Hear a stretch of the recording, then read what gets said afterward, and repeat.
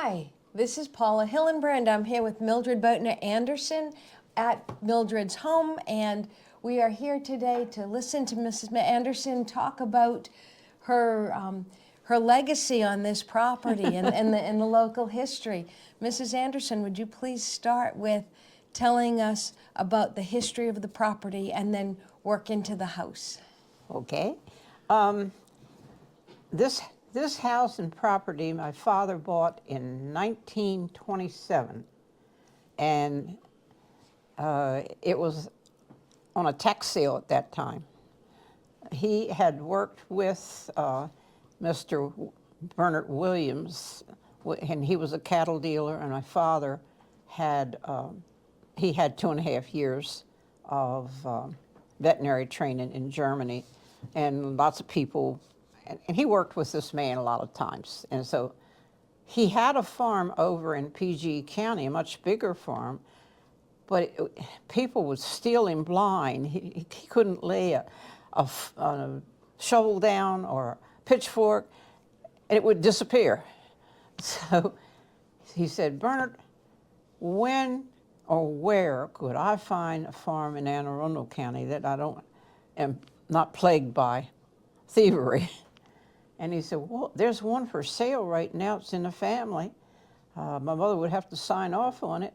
I'll take it and show it to you. So that's what he did. And the road coming up here, my father said, it was dipped down so deep, and there were roots and trees and everything across the road. It had been neglected for 33 years. The old man that lived here, he hunted and fished and drank. Oh my Mostly goodness. drank, and he had problems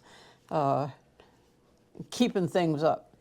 When my father moved here, there were only like 12 or 15 acres of clear land. The rest was all brush and trees. Across the road was all trees, and they were big trees over there. And the first thing my father did was buy a bulldozer from Albin Tractor Company in Baltimore and start pushing. The waterway, as you came in, you noticed that he said you could sink 20 Mack trucks. There was that big a ditch in there. And it's still, that waterway works really well. I had the soil conservation people measured and, plan it out and everything. And I'm trying to think of his name right now. Chakowski. I think his first name is either John or Tom, and he's the soil conservation person there. And he came out and measured it and everything and told the grades, and I had it bulldozed, and that waterway has worked real well. Yeah, because you're at the top of a hill. At the very top of a hill. Well, it looks nice there. Yes, so yes. It gives people a view across how the lay of the land. Because I was always very interested in soil conservation. I can't even remember how many years I won one of the Soil Conservation Merit Awards, and I was one of the supervisors for several years. So I worked with the soil techs, and it was really interesting. And like, for example, this house sits on the highest ridge. I think that's called the Patuxent Ridge, and it sits. Its elevation is the second highest in the county. I think Mrs. Morton's might be the highest, or it's the one where Morton Salt has across from Mike's Crab House. Oh, wow. For some reason, those are the two spots that were really high, but this one was sitting up on a hill. And we can get the snow and the frost and all the cold and the wind. It comes from the west and blows across here. So how big is your property now? At the time my father bought it, Yes. it was 227 acres. It's now 190 because I sold off the section on Bottner Road to the west of us. But the line across the west side is still the original line. And at one time, this place was 5,000 acres. My husband platted it up. He did 1,500 of it, and after that, he just got tired. It went from here to South River, and they rolled the kegs of tobacco, a big cask, down and put it on the South, boats at the South River. So in the property line here is the original Middle Plantation property line? Most of this is, yes. The front field was called the Neglect, but that was where all the buildings were and they were in horrible condition. He just took the bulldozer and pushed them all down, the stables and all that. I'm thankful it isn't in the front yard anymore. And so the property was originally owned by? Mareen Duvall, and he got it as a land grant from the Charles, was it Charles the First or Second, that was deposed or beheaded In back in, what, 1640 or something like that? 1639, I don't know. At any rate, he was taken out of the government in England. And apparently, the reason why he got the land, Mareen Duvall was a merchant. Mareen Duvall had 3 wives. The first one in France, he had 6 children by her, and he had a Mareen the Elder. That was his first Mareen. Then the second wife had, I think, something like 17 children. Oh my goodness. And she was related to Marvin. And Marvin actually comes from the second wife's set of children. Marvin being your husband. Yes. Yes. It was, out of those 17, he was one of the first 5 or 6 of them. And he was Mareen the Younger. And Mareen the Younger had 10 children. And my husband's family stems back from that. Oh my goodness. And so he got the land grant from King Charles. No, land grant. The land grant. Right. From King Charles. Basically, because what I always heard Mr. Williams's sons used to say, they had a gambling thing going on, and the king lost the bets, and he had to pay up, and so what he did was say, okay, I'll give you 5,000 acres of land to cover my losses. And so he moved here in, I think, 1654, because that's what they have on the sign, the historic sign. And from then on, he had all those children. And then when she died, I think maybe in childbirth, because you think of 17 children, that's a lot of children. Holy smokes. At any rate, he married a 3rd time, but she was very young, and he didn't have any children by her, and she had a lover on the side who was the Episcopal minister. Wow. And she left when Mareen Duvall died. She left a lot of things to the church over at it's that church right there, Holy Trinity, over in PG County. Okay. I think she gave the baptismal service and different things to that. But at any rate, she wound up marrying him later after Mareen Duvall died.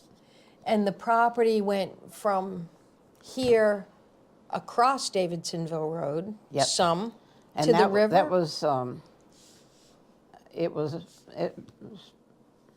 I think it probably was about 60 or 70 acres on that side. And it abuts the river, the Patuxent River? It stems into it, but it doesn't Okay. really abut it. Okay.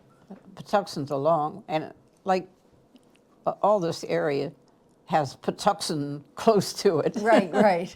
Okay. Whether it's in PG County or whether it's in Anne Arundel County. Right. But when my father started here, he started by raising cows, and I could take care of those, and everything was done with horses and mules.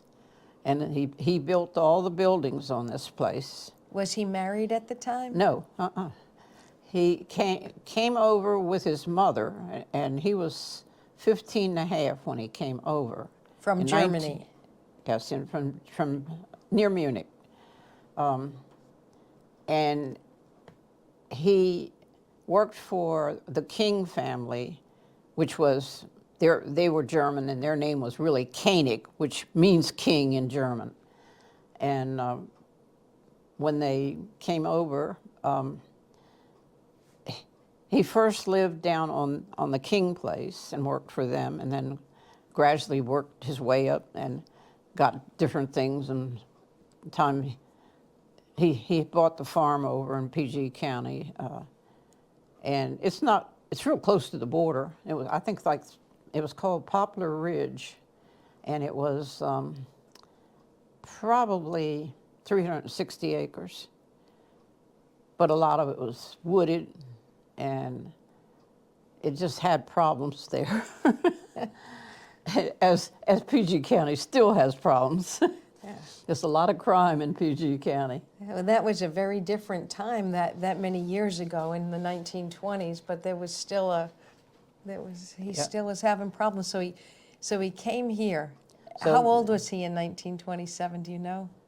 Well, he was born in 1895. Your dad was born in 1895. March the 12th of 1895. Holy smokes. And my mother's people came here in 1910. When my mother was 6 years old in 1910. And they lived exactly from mailbox to mailbox, a mile apart. And he was German. He was a baker in Baltimore for about 25 years. He and have you heard of Kester's Bakery? Do you remember that or not? No, I don't. Well, that was a big baker in Baltimore. He and Mr. Kester were friends, and but he had a problem health-wise, and Your dad, no, my grandfather. your grandfather.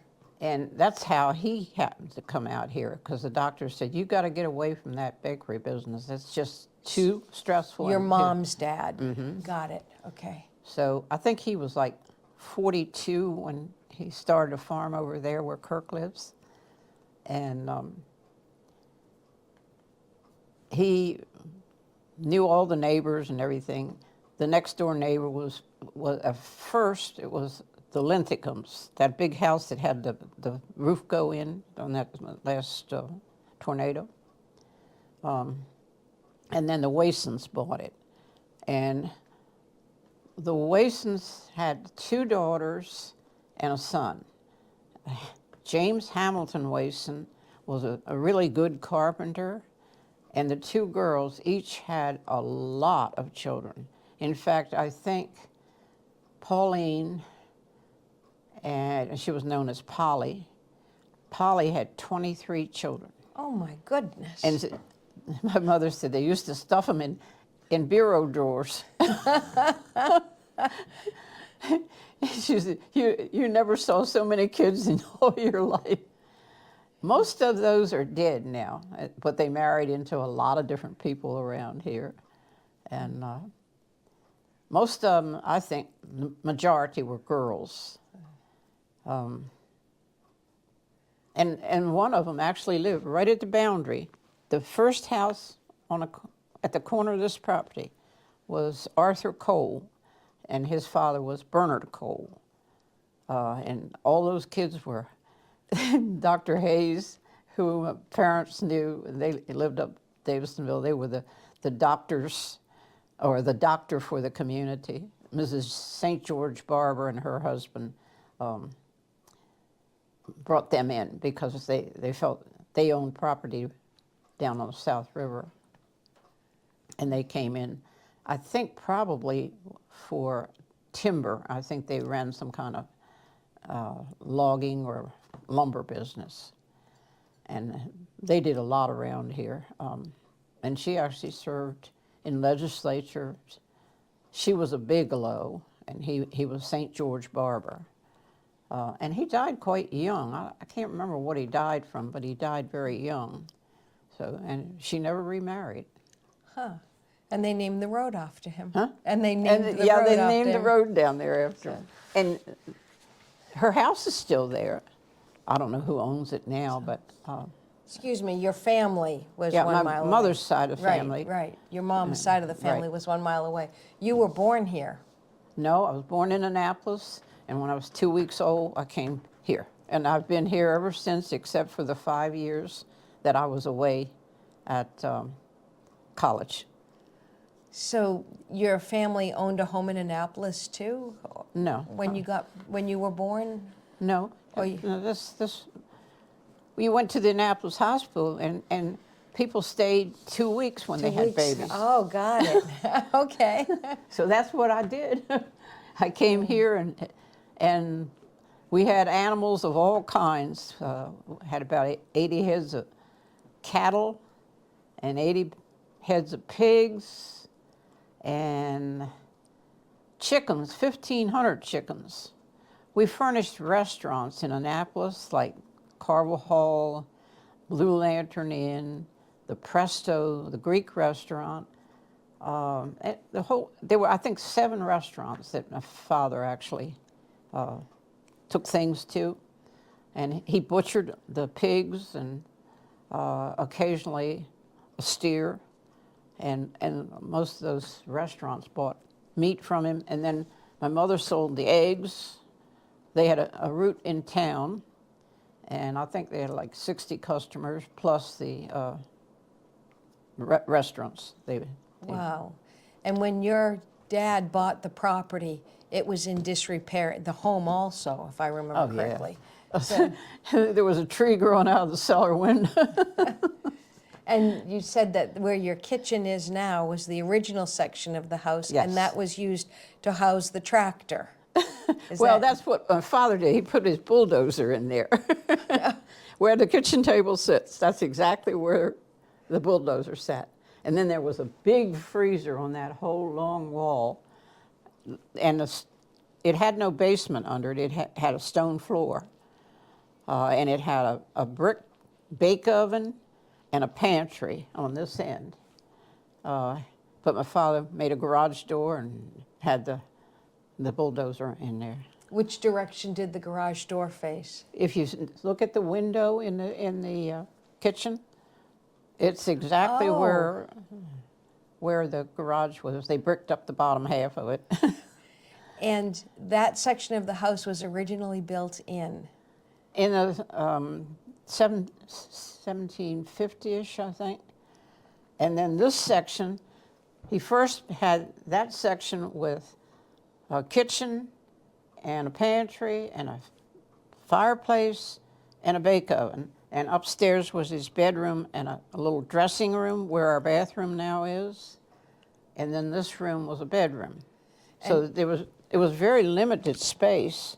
And the bricks came from ships, you know, the ballast on ships. Wow. And who built that, you know, in Thomas 17? Hall married one of Mareen Duvall's daughters or granddaughters, and he's the one who built the first 2 sections. Not together, because this one was built about 1780. And that didn't get built until when they sold it to a cousin. And the place was much smaller at that time, but bigger than it is now. And Thomas Hodges built that section. And he had a really good builder do it, because you look at the woodwork and the fireplaces and everything. Just quality building on that side of the house. But the roof leaked when my father, he started with fixing up the outside to repair it so it was solid against rain and snow and whatever. So it was the 3 dates again for the building? 1750, 1780, and it was started August 4th of 1819 on the big part. And it took 2 years to build that. And how thick are those walls? 4 brick thick, and they're not the normal size brick. They're bigger than their present bricks. And the bricks were made here on the place. There was a freed black man, and he did the firing of the bricks and had the kiln in the front yard where the holly trees are. And what is his name? Do you remember? James Boyd, I think. James Boyd. And you had the clay on your property? The clay was here. They dug it out of the side of the hill. You see the big bank out there? From there on down to where where the roads come in together in a V like. It went down to that far. So there was a lot of clay here, and it still is a lot of clay. And your dad built all the outbuildings behind. He started with a chicken house, that one right there, and then the building over here was a little nursery for little chicks. So the hens went over there, and the little birds went in that. And then later on, when my mother took over, they added that piece to it, and that became the brooder house, the whole thing. I used the first brooder house as a cat house. The cats have all their beds and toys and stuff down there, and we kept the feed in there, and the cats kept the mice down. Oh, very good, very good. How many chickens did you have? Huh? How many chickens did you have? 1,500 of laying hens, and then my mother always had, like, I don't know, was it 50 or a batch of roosters that the restaurants like to have real young, and they'd be like under 3 pounds and under. They're real tender, and she kept them over in a little house over there, a little brooder house, and they had a fence around it, and she butchered them and took them into the restaurants. So. Plus eggs. Well, the eggs, restaurants used the eggs, and so did, it was 60 different customers. Wow. They went I think they went Fridays for a long time, and then they switched to Saturday. And my mother, I think, kept it up after my father died until she was like 80 years old. Wow, and you kept cows and chickens you still have chickens. Oh, I still have chickens. And you had cows up until not so many years ago. I think 85. I mean, excuse me, when I was 85. Yeah. And what year did Charlie Mann had already bought his property and was living there, and you still had cows? So Oh, yeah. That was within the last 10 years or so. Well, it was 6 years ago when the cows, the deer kept taking their antlers and breaking the top wire on the fence. So the cows got out, and one of the state troopers came up. He said, "Miss Anderson, you got to get rid of those cows. That's all there is to it, because otherwise somebody's going to get killed or hurt." So I called Terry Price and said, "Terry, come over and get my cows and take them to market. I hate to get rid of them." And to this day, I still, because there's nothing like cow manure for the garden. It really makes a difference. And they were beautiful cows. What kind of cows were they? Some were Hereford. My father liked Herefords a lot because they were much tamer, but he'd often mix them with Black Angus. The Black Angus have very small calves, and they can crawl under a fence and get out like you can't believe. The kids always had to go get the calves in. That's funny. Do you have brothers and sisters? I had a brother, but he was killed in service in 1956. In Korea? No, he was at the training base, and they were out on night patrol, and when he came in, they were all cleaning up their guns and everything, and the ramrod was stuck or something, and he was working on it. It went off from his chin, came out through the fire. Oh, my goodness. What a He had won tragedy. the shooting award, and he was to come home for Easter that year. Well, he came home, but in a box. Oh, I'm sorry. So God it rest was a his pretty soul. hard shock for my parents. Oh, I'll bet. Both of them, really. And I was the only brother I had, and I didn't have any sisters. I wished I always kept trying to beg my mother, "Oh, why can't I have a sister?" Because it just doesn't happen that way, Mildred. Man proposes, God disposes. Right. So you have property now that is farmed by Mark Seibel Right. across the street, and you have property in the front and you have property in the back, and you have a pond down there. Can you tell us about the pond? Well, my brother actually built that pond and worked with soil conservation. He did a lot with soil conservation too, and I think he got an award too, posthumously. But he helped a lot of people. You know, he had a bulldozer, and he didn't mind helping people. So he was only 22 when he died. Oh, that's a shame. So So, and how big is the pond? Is, an acre and a half. and how deep does it go? At the end of the pier, when the pier was there, I think it was 14 or 15 feet. Wow. Do you stock it with fish, or was it ever stocked? It was stocked with fish, and still fish in there. And there's a big snap turtle in there. Leo and his friend went down and trapped him and brought him down there. He's still living down there. Oh my goodness. And he's a big guy. So, and Tommy goes down and fishes and hunts around it. And he has a duck blind set up down there. Oh, nice. So, nice. and I kind of depend on Tommy to, if there's something that's a tree down on the fence line or whatever, he sees it, comes up and tells me, and I either have him take it down or someone come in and take it down. Tommy's your right-hand man. Tommy Water, right? Huh? Wait, Tommy Water? Waiter. Waiter.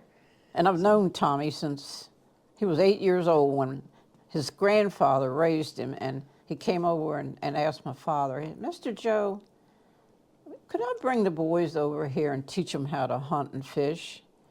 And he said, "I promise I'll be with them and everything." He says, "Oh, I'm not worried about that." He says, "Sure you can." So he's been hunting and fishing here since he's 8 years old, and I think he's 10 months older than Julie. He's in January and she's in September. Very good, very good. So, your dad was very active in the community. Well, he was known because of we had a vet who had a problem with binge drinking, and he would go on a drunk every so often, and everybody then would come, "Mr. Joe, my cow's sick. Mr. Joe, I got a problem with my pig." And he'd go down and take care of him, and he would say, and they want to pay him. He said, "Can't take any money for it. I'm not a licensed vet.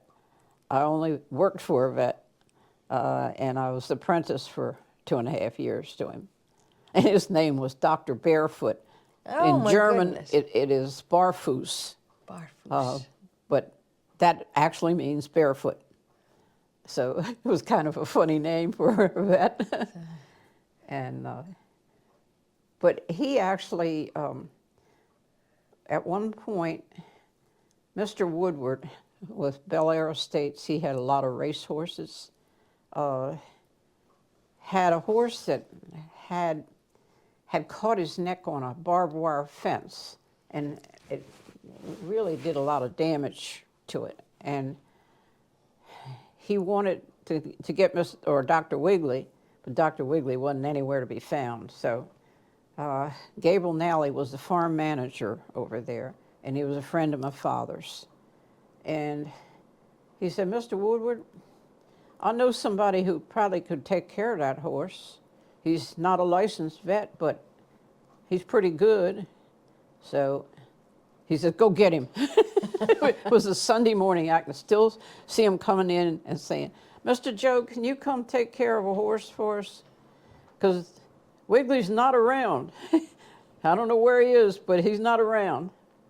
So my father got in the truck and left. We were eating breakfast when he came, and he didn't come back until, it was 7, 8 o'clock in the evening. Oh my goodness. And my mother said, well, did you save the horse? And he said, I think so. I think it's all right. But when it came to, Mr. Woodward wanted to pay my father, and he said, no, I can't accept money. I just can't. I'm not a licensed vet. I'm glad I could help the horse, but I can't do it that way. And he said, well, I can take care of it. And he didn't say anything to my father, how he was going to take care of it. But every year in September, as a rule, a load of the very nicest hay came in, backed up the truck, and unloaded the hay in the barn above the cows. And he did it for 7 years. Wow. And that horse went on to win the Triple Crown. His father had won the Triple Crown, and that one too. I think it was Gallant Fox, or it was that area, it was in the 30s. And so Mr. Woodward made a good bit of money with all that racing, Wow. and the fact that the horse won the Triple Crown. Boy, it's a lot of history. One thing was really funny. My father he knew there were lots of German people around here, and I guess he had met my grandfather at some point, and my grandfather invited him to the New Year's Eve party. It was a whole bunch of Germans having a good time, and that's where he met my mother. And that was the first day of the year, and on the 21st of June, I think it was 12th of June, they were married. That's how he didn't waste time. He knew what he liked when he saw her. Now, what was your mom's maiden name? Gerstner. Oh, okay. Like the Okay. Gerstner that was head of he was a CEO. It was, I'm trying to think. It was a big company, In Ohio, made toolboxes. maybe in Chicago or, So I have a toolbox made by Gertzner. It's made of walnut, okay, and it's 60 years old. It's from machinists. It's handmade. They still make them today, but they make some in the U.S. and Ohio. I don't know if it's the same company, and some of them they make in China. Chinese ones are half the price, but they make it's the top of the line toolbox. If you want a small tool chest. this Gerstner he was the CEO of one of the big companies in America, and I guess he was some distant relation, because I still found even a bake shop over in Austria, because they were real close to the Austrian border. My grandfather was born near Frankfurt, and my grandmother just outside of Nuremberg. So how And did that they... whole area was Franconia, and that's where my Celtic blood comes from. I got 22% Celtic blood, and that whole area at one time was Celtic, and it was called Franconia. So, and how did your family end up coming to America and then settling in Davidsonville? Well, my father, came over because he thought they were going to have war. What year was that? 1910, and what was it, 1912 when the First World War started? And so he couldn't come by himself, though. He had planned on coming by himself, but they wouldn't let him come in because he was a minor. So he had to hurry up and do some work and get his mother prepared to come over here. So she came over, I think she was like maybe 53, and couldn't speak a word of English. But you can still see her pointing at things. She said, das ist ein Zucker or something. And she says, das ist ein Tisch.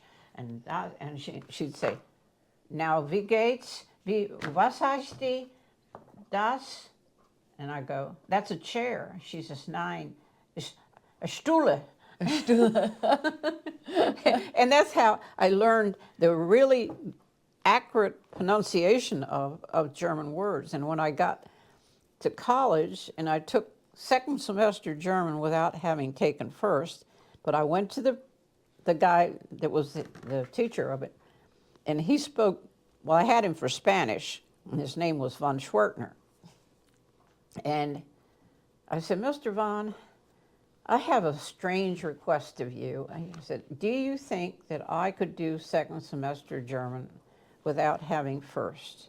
And he said, all right, come in at lunchtime and I'll quiz you and see how much German you know. And I told him, you know, stories of how she'd point out things and she couldn't speak anything. She knew what the words meant, but she wouldn't use them. She'd use the German words. And I got so I understood it and the pronunciation of the words, and I knew a lot of words. I didn't always know how you put them together. Some of them I could figure out. But the things she would say was, hello, wie geht's you? She'd use the you with that, but it was really funny to hear her murdered English. And then your mom's family came over. My mom's family came, my grandfather came in 1869, and he had his bakers, and he worked for a baker for a while in Baltimore. And then he eventually worked his way up and had his own bakery. My grandmother came in to Ellis Island when it was the period that it didn't have the history, because I went up there to see what boat she came in, and they said, well, she came into Clinton. That was when they were working on establishing an entry port. And I think she came in it was on Maryland Day, and it was maybe 1874, something like that. And she had a couple sisters who had come over and had settled in Brooklyn, New York. And she stayed with them for a while, and then she went to work for different people, kind of like a governess or a housekeeper.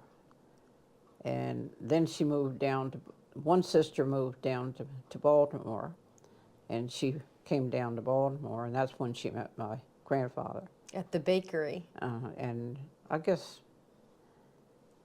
she must have been 19 or 20 when she came over when I think she was 17. He was 17, I think she was, but there was, I'm going to say, probably 4 or 5 years difference in their age. And they had 5 children. They had a 6th one, but they had a lady that worked, you know, took care of the children while my grandmother took care of the bakery, and my grandfather did the baking, and that's kind of how it all worked out. And then when he was in his 40s, this is how come my mother became a chiropractor, because a chiropractor took care of him and then told him, he said, you've got to get out of this business and go to a farm or some place where he apparently had something wrong with his bowels, and the chiropractor adjusted him and whatever, and he was fine after he got out on the farm. But it was difficult because that house over there had something like 20 people living in it. There were 5 or 6 different families. Where Kirk is now? Mm-hmm. And that place was built by a hall also. Probably was related to the one here. But it's not as pretty a job as this side of the house is. It has marble mantelpieces. Nice. And it has 12-foot ceilings in the downstairs and 10 upstairs. But it's a lot more rooms in that house than here. It's a center hall, Georgian. And well, I spent a lot of time over there when I was young because I was my grandmother's favorite grandchild. She actually made my mother, or kind of sneaked it in when she was at when they baptized or christened me, and she got her name. Her name was Anna Barbara, and I got the Barbara of it. So my middle name is Barbara, and I just use a B there, whether it's for Bottner, whether it's for Barbara. And this house now, the first section, when was that closed in and made into a kitchen? Well, when Marvin and I got married, or planned to get married. And we need to hear that story, how you met and all that too. So, Well, my mother and I went to a concert up at Baldwin Memorial Church. in And Crownsville. Marvin's mother and he were at the same one. And my mother knew Mrs. Anderson because she had taught my Aunt Anna. And they went and talked. And then Marvin came into the office. I was working for Mareen Warren at that time, a photographer. And he came in and wanted to know if he could have pictures framed there. And I knew that was an excuse. I said, well, we don't do it that way.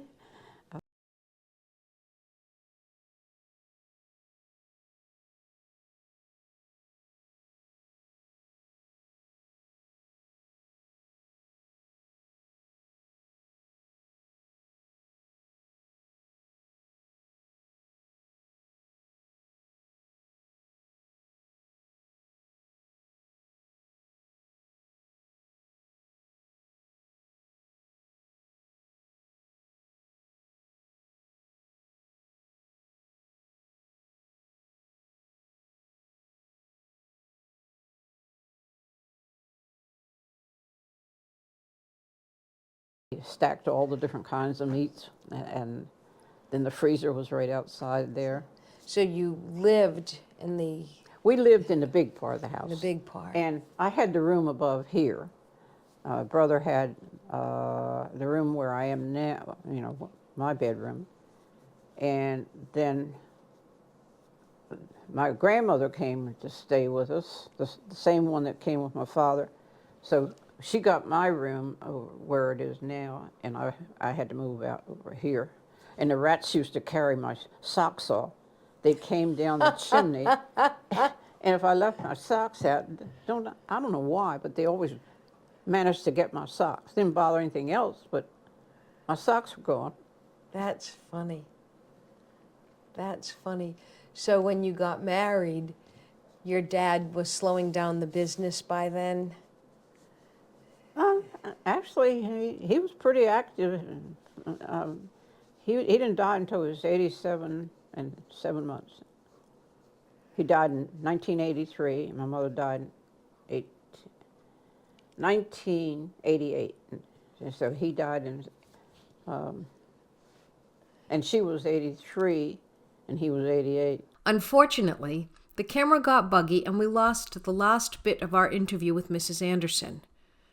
What didn't make it into the footage is that from the time Mareen Duvall was granted the property in 1664, it stayed in a line of succession for 263 years until 1927, when Joseph Bottner purchased the property from a descendant.